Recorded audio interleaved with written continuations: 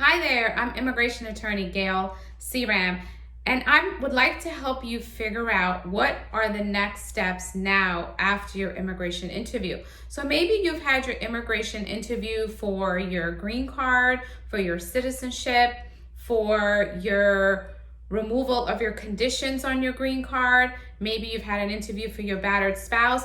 Whatever the scenario is, you've had your interview, and now you want to figure out what's going to happen now after my interview. Well, I'm going to give you 6 scenarios of what can happen after your immigration interview. Best case scenario, you will get an approval. If you get an approval, normally we see clients get an approval notice within 30 days of the interview. If you do not get an approval notice, then you may get what's called a request for evidence. That's the officer sending you a notification or a letter saying we would like to see more evidence. And normally it will be due within 30 days to 87 days.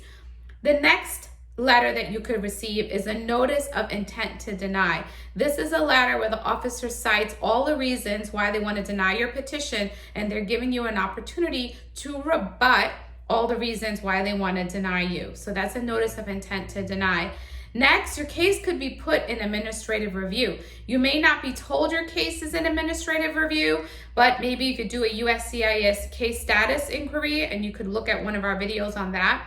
If you do a case status inquiry and you get back a notification saying your case is under review or in administrative review, then that means that immigration may be possibly doing some research on your case, maybe on some prior filings. If it's a marriage-based interview that you had, then the officer can be investigating or doing an on-site visit to the marital home to make sure you're living together. But administrative review means that there's some type of investigation or research being done on your case. Next, your case can be denied. You may get a denial notice for whatever reason. Maybe under the laws you have not met the requirements. Maybe you didn't submit the right documents. If they had sent you a request for evidence but you didn't submit the right documents, then you can get a denial notice. This does not preclude you from refiling. If you get a denial notice, you can refile. The last possible option that can happen after your interview is that your petition may be revoked. This is very rare, but sometimes an officer revokes the petition. A revocation means it's as if the petition was never filed.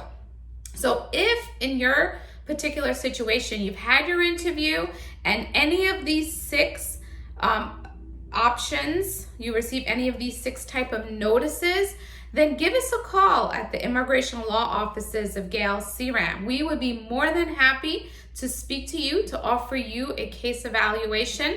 Note, since there was a prior filing, there may be a fee associated with the consultation, but we will be more than happy to review any of these type of notices, whether that's a request for evidence, a notice of intent to deny, if your case is under review, if you have a denial notice, or if your case has been revoked. We would be more than happy to explain to you what the letter means that the officer is sending you and what options you may have moving forward. So give us a call at the Immigration Law Offices of Gail Seeram. Don't forget to subscribe to this YouTube channel and call or text our office at 407-292-7730. We will be more than happy to put our 21 years of experience to help you.